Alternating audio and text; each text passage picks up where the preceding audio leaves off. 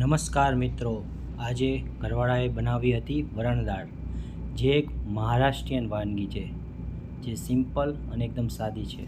પ્રથમ તેલ, સૂકું મરચું, રાઈ લઈ લઈશું, પછી એમાં થોડી હિંગ એડ કરશું, લીલા મરચાં એડ કરશું, પછી લીમડો અને મિક્સ કરી લઈશું બરાબર.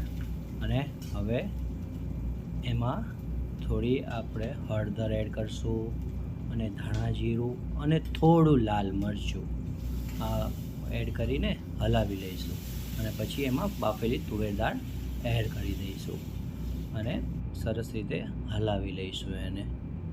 આ એક બહુ સાદી પણ બહુ સરસ મહારાષ્ટ્રીયન વાનગી છે, જે ખાવાની ખરેખર મજા આવે છે અને મારા બાળકને તો બહુ ગમે છે. તો તમે પણ એકવાર ઘરે ટ્રાય કરીને જોજો. અને હા, વરણ દાળ છે એ દાળમાં એક હેલ્ધી વર્ઝન પણ છે, એટલે ખાવાની બહુ મજા આવે છે. તો તમે પણ ટ્રાય કરજો.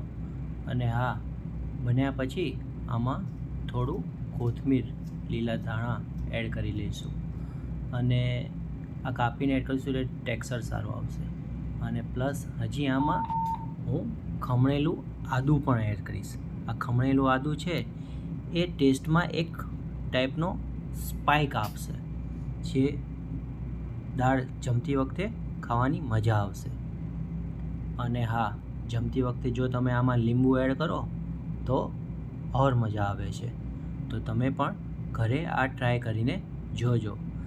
સન્ડેના દિવસે, રવિવારે બધા ફેમિલી સાથે મળીને ભાત, આ વરણ દાળ, પાપડ અને સલાડ ખાઓ તો હેલ્ધી અને ટેસ્ટફુલ વાનગી પણ બની જાય. તો ટ્રાય કરજો મિત્રો. Thank you.